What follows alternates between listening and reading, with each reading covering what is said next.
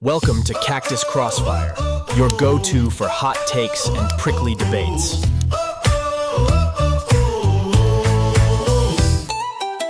Welcome in. How's everybody doing? Welcome to the next episode of Cactus Crossfire. I'm your host, Sisto Beta. Always with me, our good friend Eddie Ablisser. And we always ask Eddie on our, where the heck are you now, Eddie? What's good? What's good? I am in the great state of Nevada.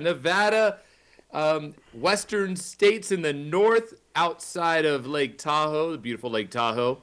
We've got snow on the ground. It's freezing cold. I showed up today, Sisto, wearing, no lie, a green shirt. And my producer Harris, who's helping me here in Nevada, is like, "What are you thinking, man? A green shirt? So you're gonna have like a superimposed background on this podcast and a superimposed chest?" I was like, "Yeah." You know, the great Gabe Baca is going to put in a nice little ripped six-pack in there for me so that we can give the viewers what they want to see. Either that, or we probably would have just had Gabe put in the MTG shirt. I love MTG shirt that you've been talking about getting for me. The Marjorie Trader Green shirt. Yeah, hey, that's shout out to our favorite producer, Gabe Baca, at the 8688 studios in Albuquerque. Listen, Gabe Baca speaks Braille in 25 different languages. Let's go. There you go. Here we go. So, Eddie, it's been an exciting couple of weeks. We've had a number of things going on. The political climate is starting to get hot all over the country. We got through all of our municipal elections here. We've got a few here in New Mexico that are still pending. But at the same time, we're starting to see how our state executives are going to start breaking out. People are starting to declare here in New Mexico. We have we've talked about it a couple times here on the show. We've got Deb Haaland, former Interior Secretary, Sam Bregman, and Ken Magashima, former mayor from Las Cruces, running for governor.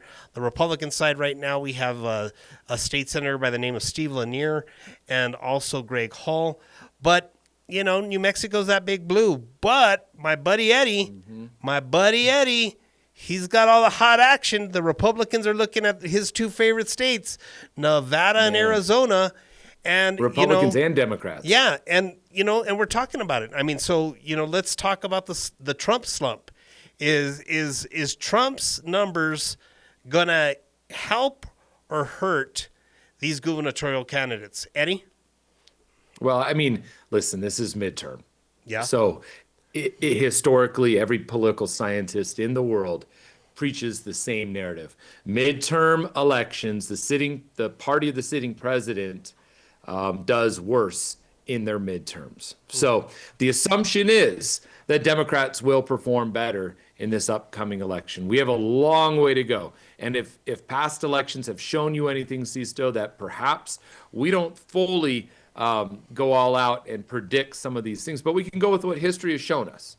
And the history has shown us that, especially in your second term, right, the lame duck president, so to speak, in that midterm swing, the opposition party does perform better. Now, what does that mean for Western states? I mean, Sisto, I think one thing that you and I criticize the Democratic National Committee a lot about is their DC-centric mindset with Democrat politics in the West, right? Mm-hmm. I don't think that the DNC is that in touch with Western states politics, frankly. So I don't trust a lot of what comes out of their playbook, but it's something to pay attention to, Sisto. And they're saying that the race in Nevada between the sitting governor, Joe Lombardo, and the Democratic challenger, Attorney General Aaron Ford, is going to be a hot one.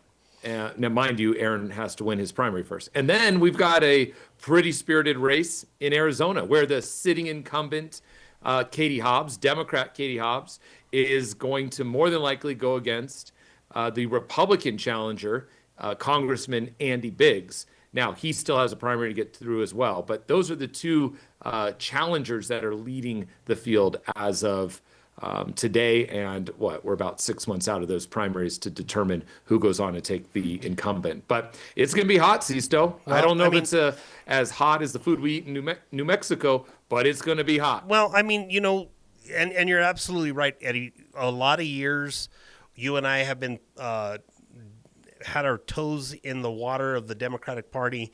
And in New Mexico, a lot of the times what has happened, at least in the last couple of years, is that we've become such a solid blue state that we get flown over by the national teams, and they kind of just let us leave us to our own devices. So much so that, a couple of weeks ago, we had the governor of Arizona here in New Mexico.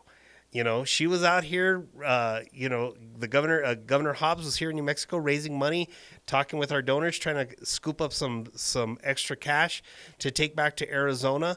And that's because those numbers of those Democratic elected officials in states like Arizona and New Mexico are in a slump, just like Trump is. So, I mean, I don't think that the numbers are as low as Trump's numbers are in our respective states, but they're slumping. So is that a byproduct of the fact that people are just frustrated and tired of all elected officials, or is it just that they're waiting for somebody to come along with something innovative to get them excited and pumped up and ready to go?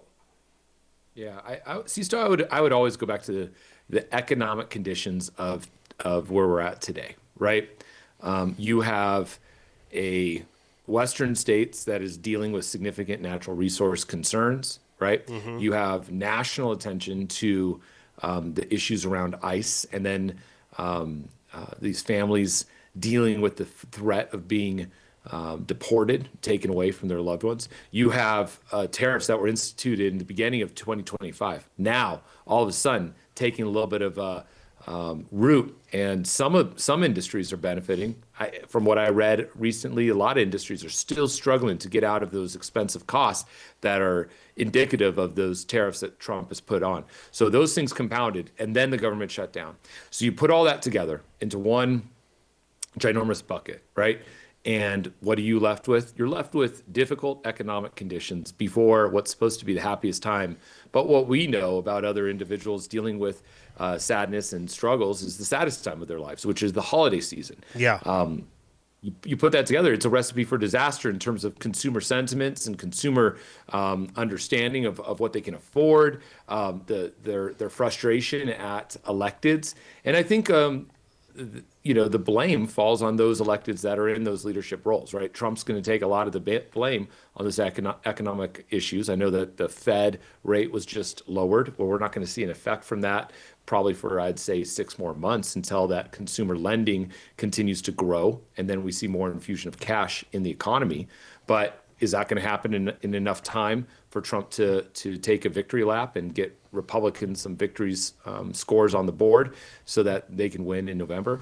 We'll see. I mean, and the question becomes is we come out of the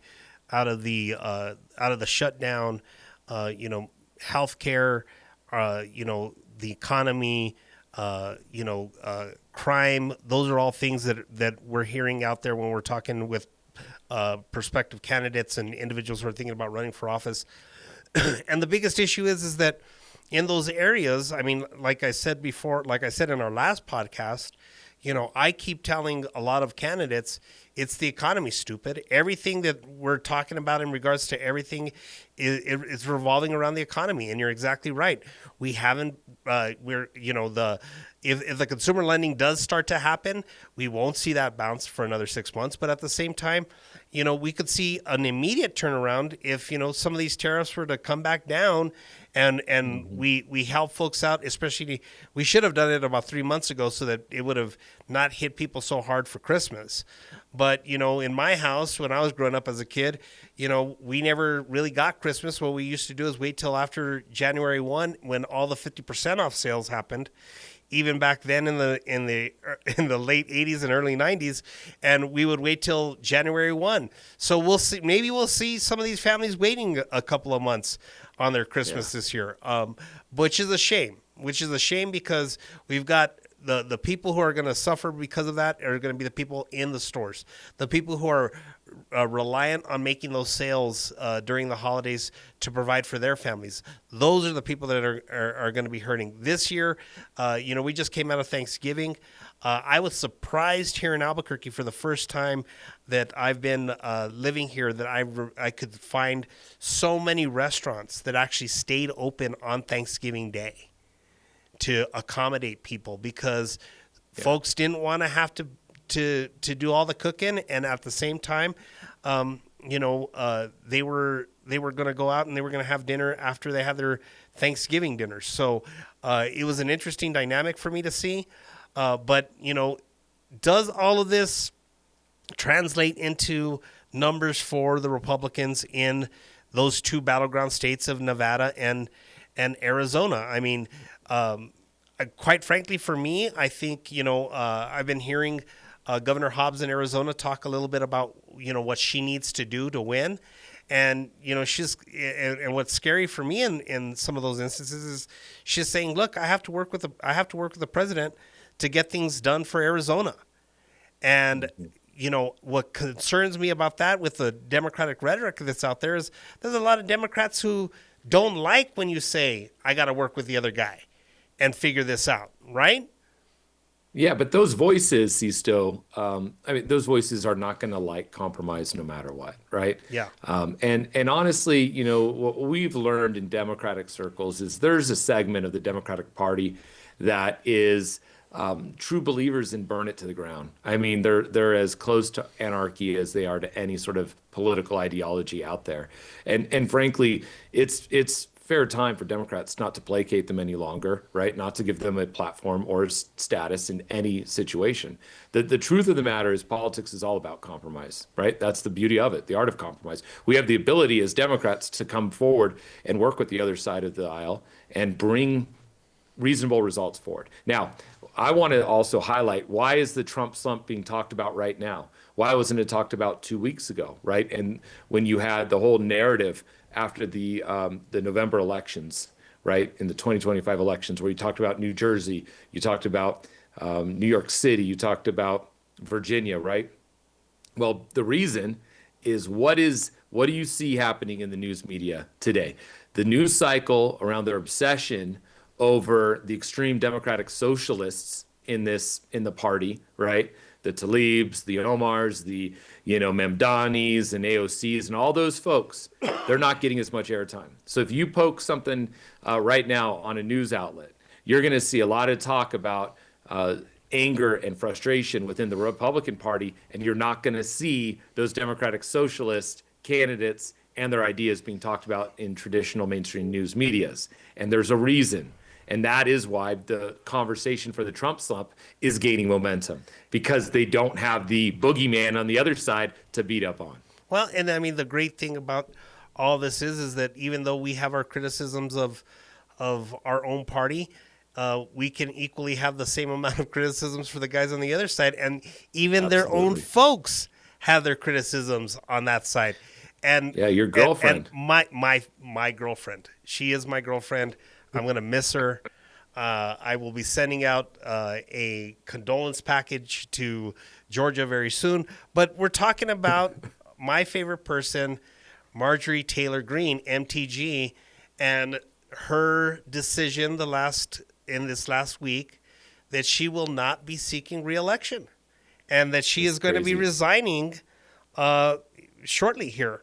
And this is an interesting change of heart for MTG. I mean, she was not typically the gal that we could always, that we would ever be thinking would be on the hit list from the president. And the president has even gone so far as, and I'm not happy about this. My girlfriend, poor baby, he's gloating over the fact that my baby girl is a traitor to the Trump movement. It's incredible, Sisto. I've never seen someone with so much, and he has a team of people, but his nicknames, honestly, some of them are crap. But like when I saw him come out and refer to her as Marjorie Trader Green, like, are you kidding me? Yeah.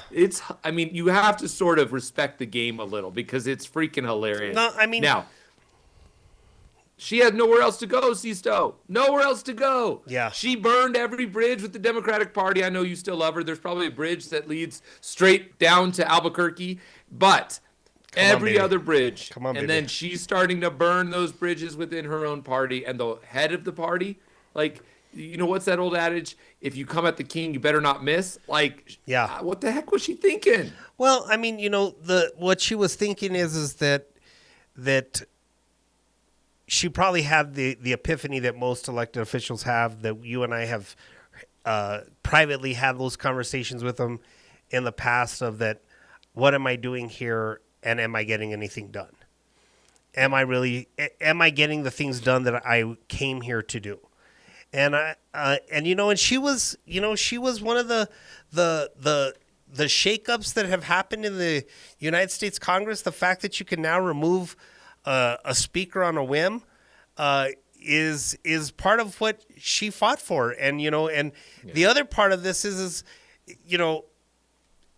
I joke about my love for the Congresswoman, but the reason being is that I love the fact that she's been able to be such the consummate hypocrite about her position on things, right? So she started going after Trump because she was upset about his perceived connection to the Epstein files. The other reason that she started, but that had started before with that wonderful congressman from Florida who may or may have not been paying off people with Venmo account money and campaign account money, that was having illicit trysts with possibly underage people. We don't know because they never released the files, but she had already been down that path of making those of trying to find her own way to clear the swamp. But these were her allies. These were her bros. And how easily people are able to turn back around and look at the people that stood with them locked arm in arm and say, wait a minute, I'm not with you. I don't want to be a part of this. The hypocrisy of it all. And it doesn't just happen on their side. It's happened on our side too in a couple of instances. And you were just talking about it now, about the Democratic Socialists. And, are we going to give them any credence? Oh, well, let's go down the list of all the candidates who gave them nothing but credence when they were running. And now they don't. Yep. Yeah. Oh, yeah. So Governor Hochul's running so far away from Mamdani. It's hilarious. And all these people now trying to get into line and run against Schumer, run against Jeffries. Like, I mean, we know how the internal fight goes, Sisto. But here's the problem, right? Here's the problem in what our politics has devolved into today. And it's something that you and I talk about, maintaining our conversations on Cactus Crossfire in a more intellectually honest dialogue, right? Like, when you keep setting a standard of crazy, right? And that standard of crazy. Okay. A standard of crazy. And that standard becomes normalized with the people in your surrounding area. Then you have to continue up your game. And the craziness becomes even crazier, right? And this happens on both sides. This is why partisan politics is not a good thing for this country, right? Where we have these primaries where the crazier you get, the more likable by the extreme portion of your party becomes. And right? That's an argument for open primaries. And in that, New Mexico has now moved to open primaries. We're going to be I'm not sure, do they have open primaries in Arizona? They do not. They do not. So I think we may be the only Western state that will have open primaries. California. California. Well, do we really count them as a part of the West? No. They're their own country. Yeah, they're in their own country. Yeah. I mean, everything stops at the Arizona-Nevada border. So but the fun part with New Mexico is we're going to have open primaries for the first time. We're going to be able to see those people engaged into, they're going to walk in, they're going to pick a side, and they're going to show up. Now, a lot of folks think that, the people who are registered independents in New Mexico happen to be smack dab in the middle. They're not. They're frustrated with the party, not with the candidates, with the party. And I think that, the fractures that we've seen within the Democratic base, the fractures that we've seen within the Republican base, the drama that has played out that we've talked about here ad nauseum is already in existence, because here in New Mexico, independent voters are making up almost 30% of the entire electorate.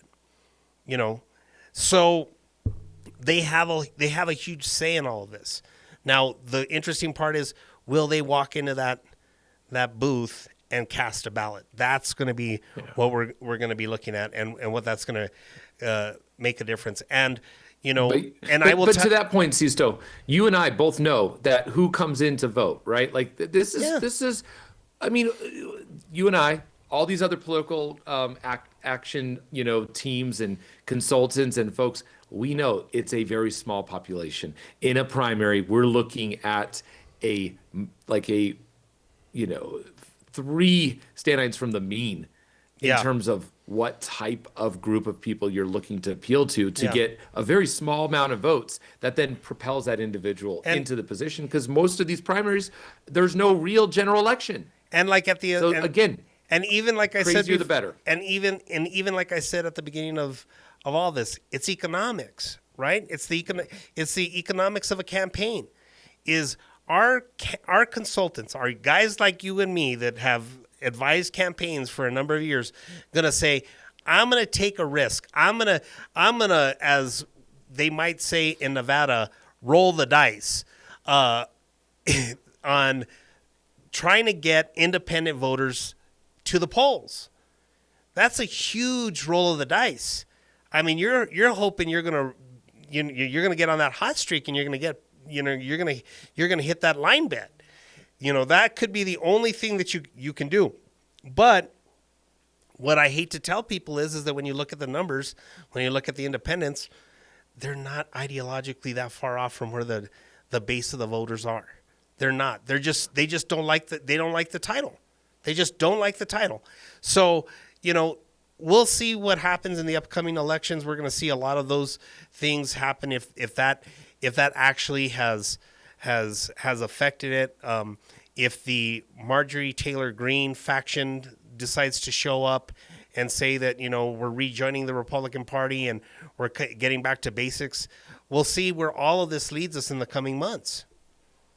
But Sisto, so I mean, the MTG thing was just like, I sent you a little text on the day that happened. Yeah. And, you sent me back a little sad face emoji, and it was our day of mourning. Listen, she makes for amazing theater, and a lot of these politicians have entered into the arena as true thespians of the political art. They make great political theater, and that's what we've turned into. The amazing thing for me is here we sit in December.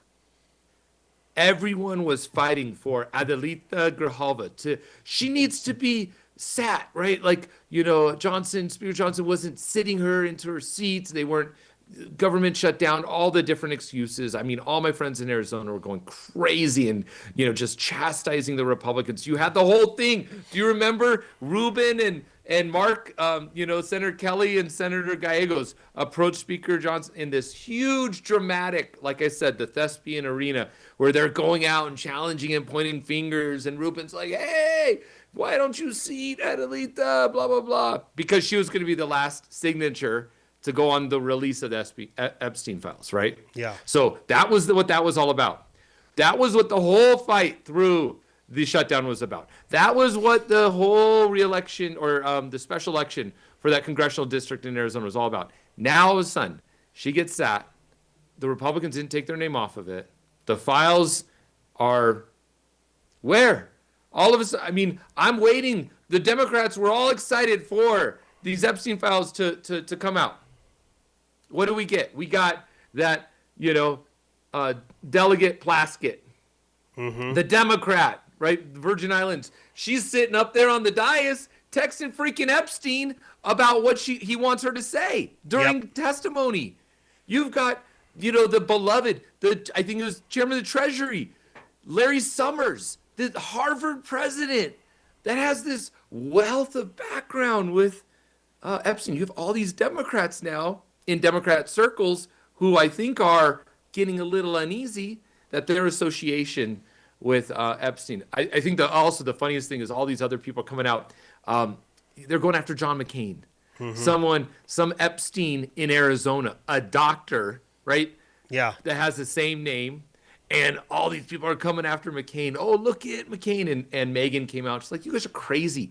Like, first of all, do a little bit of research, idiots. Like, my dad was talking to a doctor in Arizona that supported him named Epstein. Like, so silly. But see, so this is what I'm talking about. Like, where's all of this? The whole MTG was all about the Epstein files. She's resigned.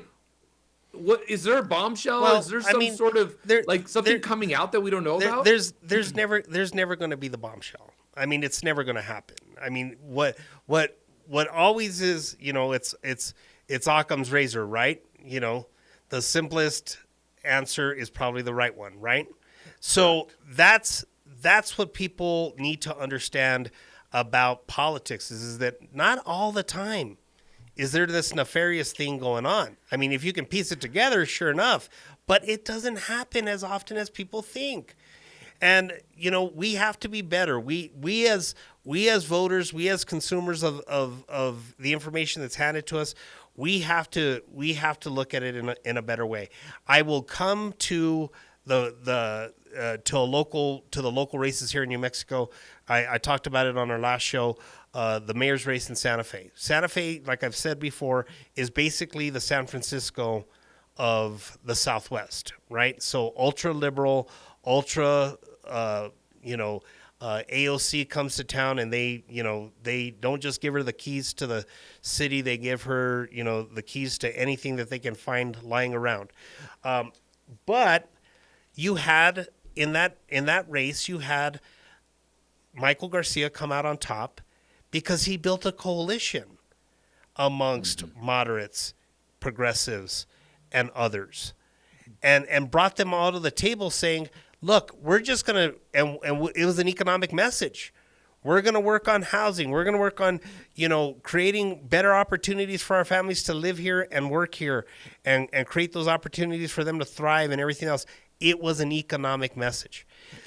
So if you can't, so what folks have to take a step back and realize is that how did he get there? Well, he got there because he's willing to compromise. He's willing to come to the table and say, I don't have all the answers, but I'm willing to work with you to find them together. And so that's where the fractures happen. That's where the drama happens when our precious MTG and everybody else doesn't want to take a step back and start compromising and come to the middle and meet people at where they're at. That's the important part. But, and Sisto, let me just say one more thing on this. Like, you hit the nail on the head, and the world that we're getting into, we love Cactus Crossfire, we love our fans, we love our haters. Boy, do I love my haters. But the point is, we don't want to devolve into the Candace Owens, right? The Tucker Carlson conspiracy spewing theorist about like ridiculous stuff. Even on the other side, Crystal Ball and all those fools that are conspiracy theorist Democrats.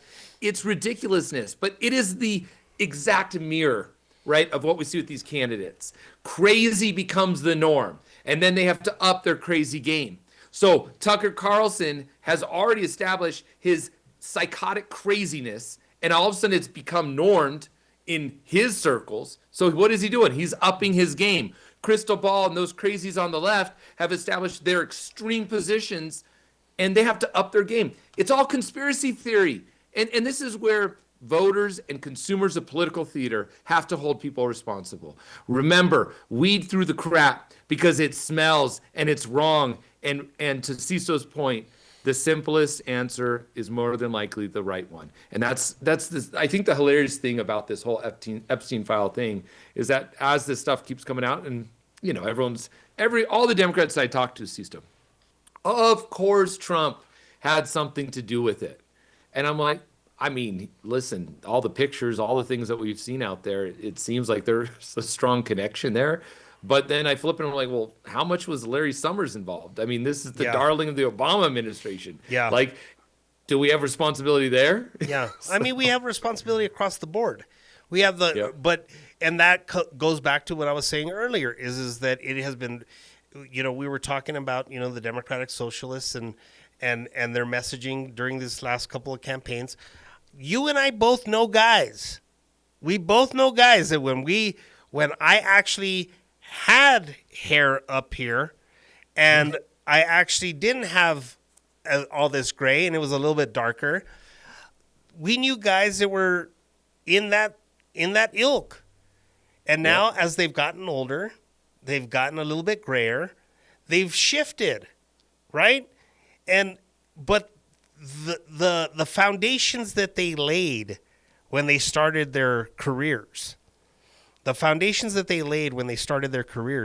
led, like you said, Eddie, to here's crazy, got a little crazier, got way crazy, and now we're at the epicenter of crazy. We're at the nexus of crazy. And I don't know if it's crazy because, I think that it's not even crazy. It's a level of unrealistic. There you go. Unrealistic ideologies and unrealistic expectations of government. Everybody loves to believe. I've heard when I hear a politician telling me that they're going to use government to fix everything for me, I get very leery. Two things. When they tell me that when politicians tell me two things, that government can fix all of my problems, and two, that God told them to run. Those are the two things that make me go, I'm going to watch you, okay? Because I know how the sausage is made. I've helped make the sausage. My fingers have been in the big churn moving the sausage around, okay? I know what it looks like. And it's not as easy as people think. And it's, and it's hard. And, I was talking with an elected official today, and, they were talking to me about, they were saying, this is the problem, that's the problem, and we're going to get into some of that in the next segment. But they were saying to me that, they have all the answers. And I'm like, yeah, you may have the answers, but you got to convince people that you have the right answers. And you got to bring them over. And you got to get them to understand that you're really onto something. But if you want to, the funny part to me is that when they tell me that they think they have the answers, then it's, yeah, but what about this? And they're like, oh, that would be, you're a Democrat. Why don't we work together on that? Because it's a win. Well, it's a win. Let's go back to my favorite,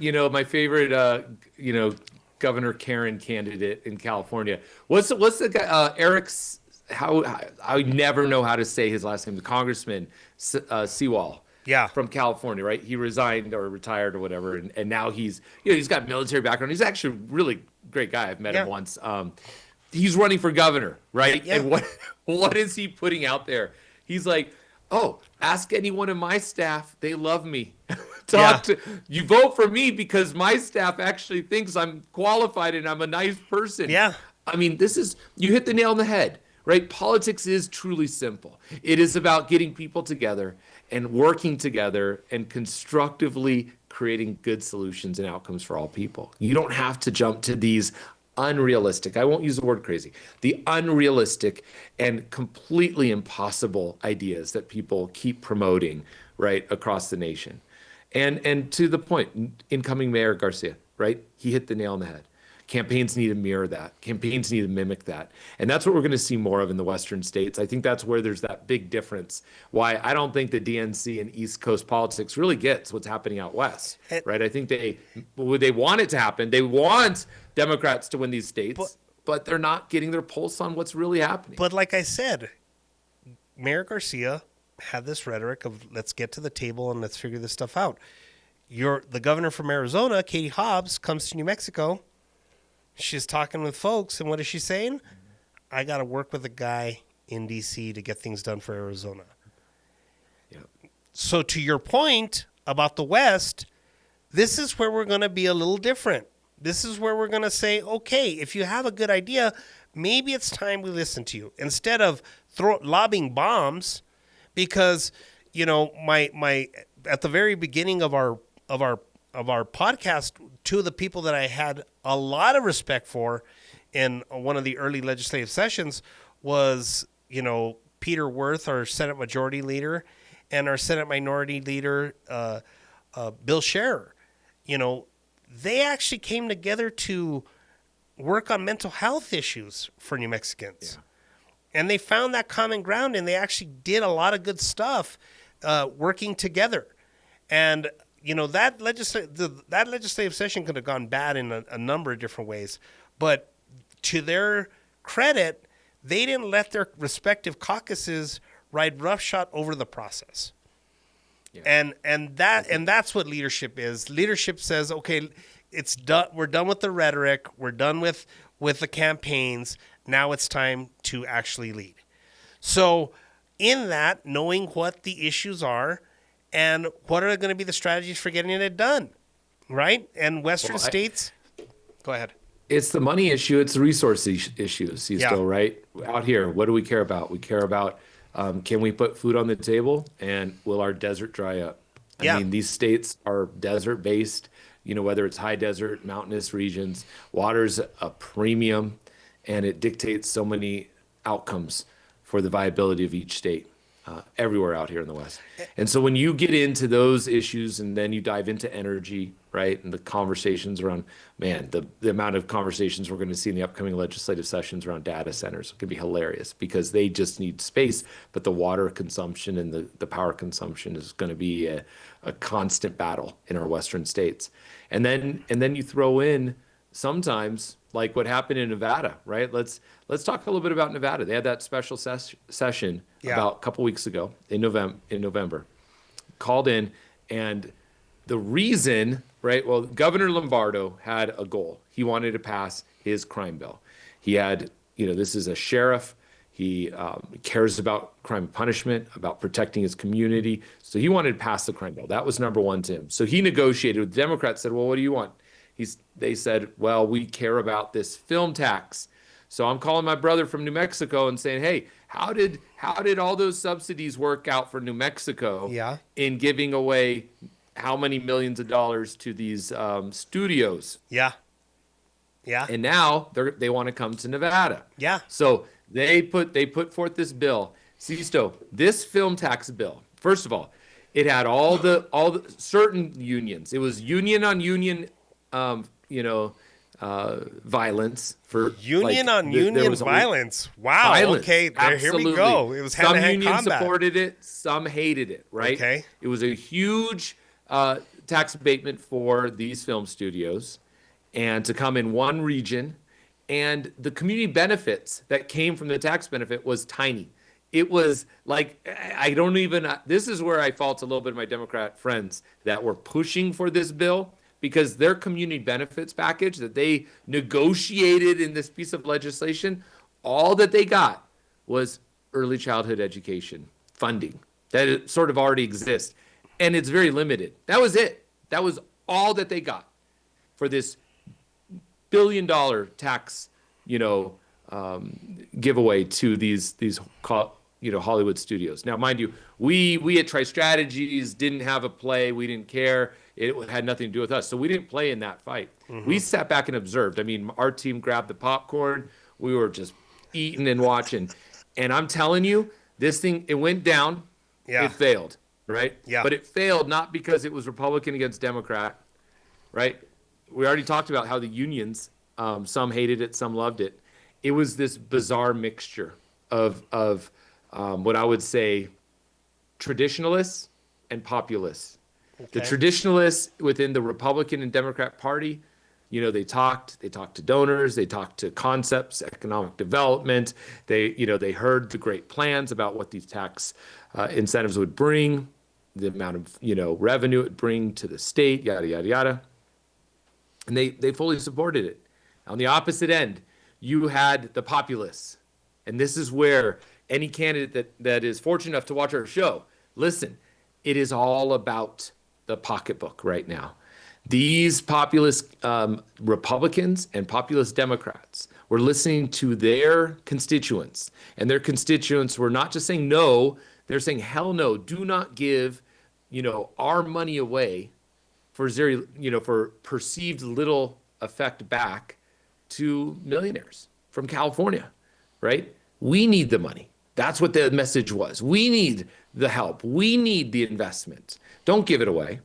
And so I thought it was interesting that this proposal came forward. It's the third time this has come before the Nevada legislature, and it's the third failure. I'm not sure what the unions or Hollywood studios are going to start doing in trying to pivot. But what an example of, sort of the disconnect that certain people experienced with their constituents, because it truly was a pocketbook issue that maybe they didn't message it well enough. Maybe there wasn't enough community benefits in the bill for the community, but it failed, man. And it failed down party line or down a bipartisan engagement. Republicans, Democrats stood together to fight it and to support it. And I think that, and so here we are right back where we, with our theme in this conversation, is that we're going to do things a little bit different in the West. We're going to do things a little bit different. We're going to really take some time and look at what we're actually proposing to see if we're actually going to get our bang for our buck in what we do. And then we're going to go back and we're going to tweak a few things when we make our mistakes. But at the end of the day, we got governor's races coming up. We've got executive races in all of our states coming up. And we're going to be talking about a lot of these different issues and where we're headed to. And, and the policy shifts that we may see both Democrats and Republicans taking in these respective states are going to be not the national trend. And, you and I, we had a lot of fun over the years going to a lot of conferences, and we're saying we could never try that stuff in our home states. Are you crazy? Don't come to New Mexico or don't come to Arizona or don't come to Nevada. And with that, ain't nobody got time for that. That was a common theme that we sat around many a night in many a hotel lobby discussing, and even at that young, tender age, we knew then.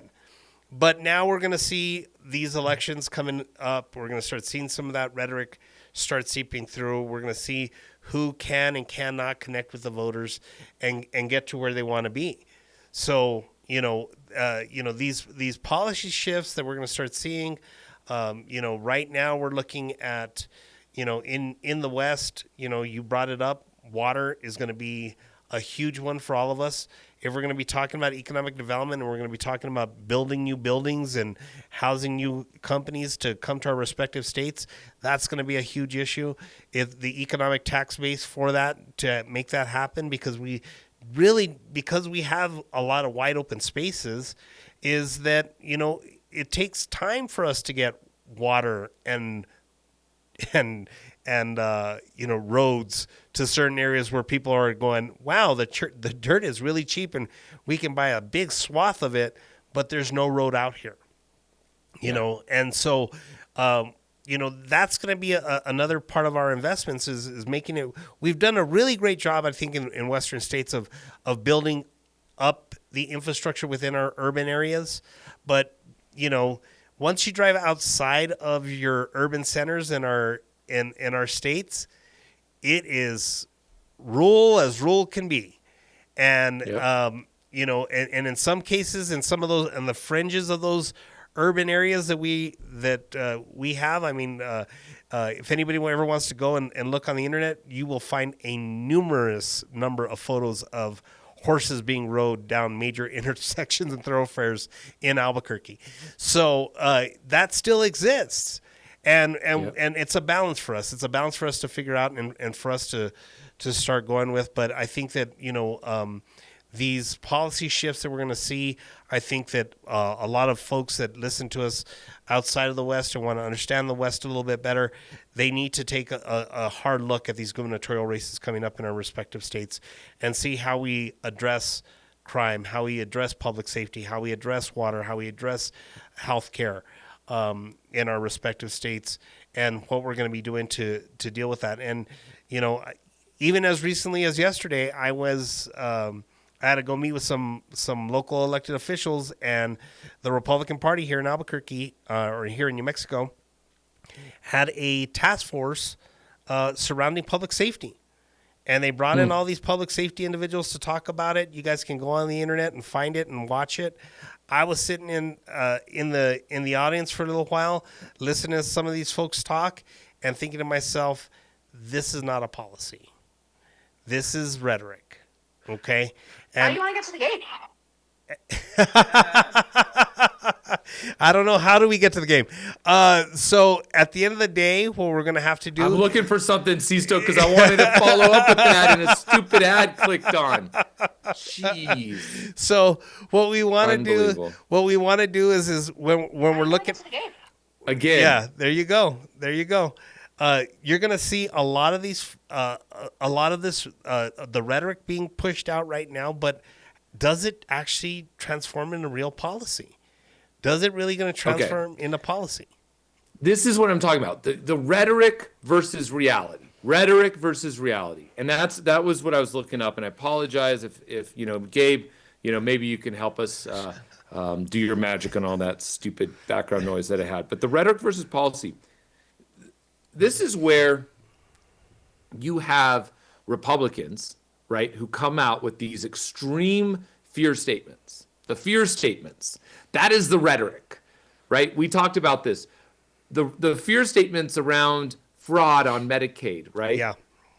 Where's your policy, bro? Where's your policy? What are you proposing? I mean, listen, 100%, I'm willing to stand and critique that the implementation and the rollout of the Affordable Care Act was not successful. Yeah. We all see it, right? Premiums are skyrocketing. But where is the actual solution, the policy that can change it? And this is what drives me crazy when we're looking inward as a party. Yes, let's criticize Republicans that they haven't put forth a valid, reasonable healthcare fix policy, right? Yep. But then Democrats, keep head in the sand, ignoring the fact that ever since the Affordable Care Act was passed, and yes, there's been changes to it, but ever since that has rolled out, we have seen a drastic profit motive shift in those plans that we're all paying for. And are we getting better service? Probably not, right?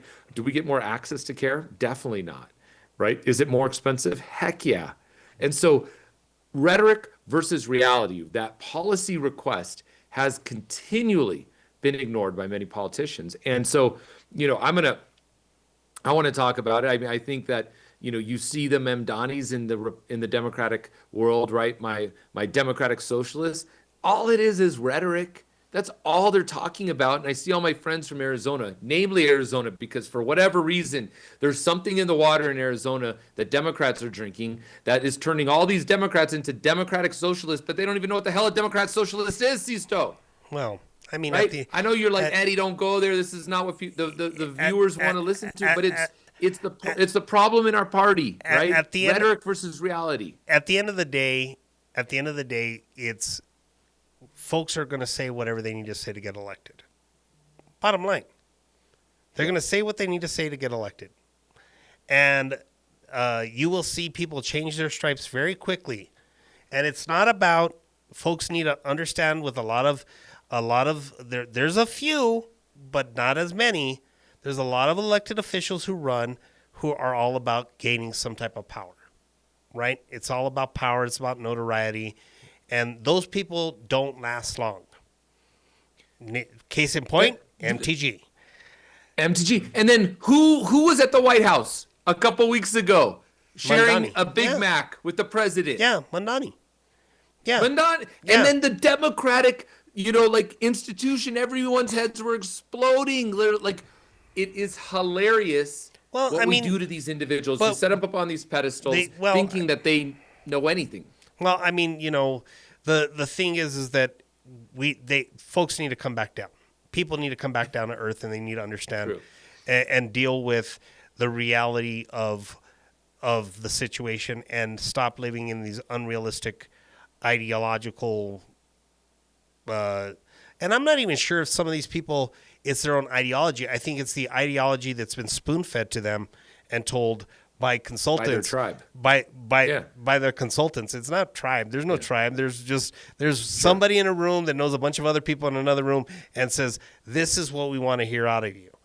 I know, but that's what we push onto each tribe. So then it becomes tribalistic, right? So, I mean, one side says one, the other says the so other. it's not gonna get better. But the only thing that can get better is the electorate. It's the electorate has to demand more of their elected officials. They have to demand more of their campaigns. Everybody complains about, oh my gosh, campaigns are so dirty. Why are they dirty? Because it works. It works. If it didn't work, they wouldn't do it. It's not like, it's just like anything. They're selling you a product, and however they can get enough of that product, people to buy that product and go in and press that button, that's what they're going after. But I want to take offense to the word dirty, Sisto. It's not dirty. It's creative, brother. Come on, man. Creative. Okay. Well, my creativity has never gotten that filthy. So there you go. So I was a clean kid. I mean, I finger painting was not even my thing to get dirty. So there you go. So with that being said, everybody, we're almost out of time here, but we're getting our closing segment that we always love to do. Tell me something spicy, tell me something prickly, and tell me something quickly. Eddie, what do you got?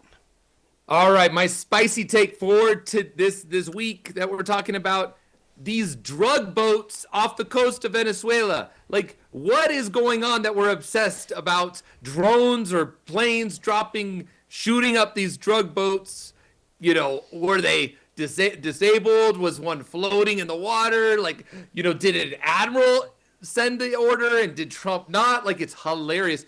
It's sort of hilarious, but it's also like, why? Like, why are we so concerned about these drug boats off the coast of Venezuela? Like, I think we as a collective have way more to worry about. And again, I come back. No one's talking about Sudan. No one's talking about the Houthis and what's happening in Nigeria. No one's talking about that stuff. And there's literally thousands of people dying every day. But no, 5 people in a drug boat on the coast of Venezuela. It's going to make everyone freak out. That's my spicy take. That's your spicy? What do you got? What do you got for me that's prickly? All right. You're going to like this prickly. All right. Listen, the fix. We always talk about the fixes in, right? Okay. And in sports, like every single one of you that's a sports, fan, that you're like, oh, the script in the NFL, like the NBA, we saw all this stuff coming out, the point shaving, my great, amazing college, back in the days of the 80s, we had our own point shaving scandal. We've had a couple of scandals since then. But, man, Monday Night Football, I just watched, and you see the kicker, Young Ho, the kicker, the Young Ho, he kicks the ground. Have you seen anything like that in your life? Like 100%. He bet on something 100%. Like, come on. Yeah. Like, I mean, my 8-year-old girl could have done better than that Young Ho. Yeah. So there you go. And what do you got for me quickly? All right. Why Wildcats are bad. All Wildcats are bad. I hate Wildcats. Everyone that watches Wildcats are the worst. You know what Wildcats do? The Northwestern University, all of the Wildcats, U of A, it doesn't matter what Wildcat college you're at. Northwestern University just got fined $75 million for their civil rights violations against Jewish population on campus, for allowing these anti-Semitic groups to take hold and honestly, create violence and harm to Jewish populations on their campus. Shame on you, Wildcats. All Wildcats suck. And that, ladies and gentlemen, is how you start an in-state battle right there. That is how you that in-state rivalry, it's strong in Arizona. And so, strong. Eddie, I've got what's your prickly? So Sisto, what's your prickly? My prickly, you want me to go with prickly? Well, prickly is going to be, it's along the same lines as you. It's my beloved Tampa Bay Buccaneers.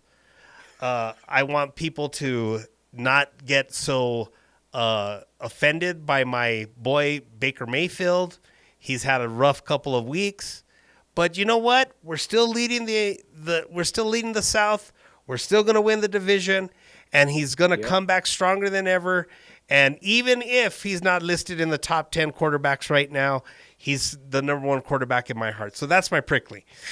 He needs some more zin, Sisto. We need to get that boy some more zin. He probably can get a couple of those, but we're not going to go there promoting. Spicy. Get spicy on So him. my spicy is this: our homeless population in America. It is growing by leaps and bounds. Largest growing population that has been continually at bust are senior citizens. So what we're going to start seeing in the next, I think we'll see in the next election, we will start talking about more intensive senior care and a lot more stuff around preventative mental health care for seniors, and providing families the opportunity to get more involved with their family members. We kind of talked about this in our last podcast with Medicaid Advantage. There's a lot of things that are now a part of that process that are going to help families to deal with their aging population and our aging population, and those seniors who are definitely out there in the cold streets. So that's my spicy.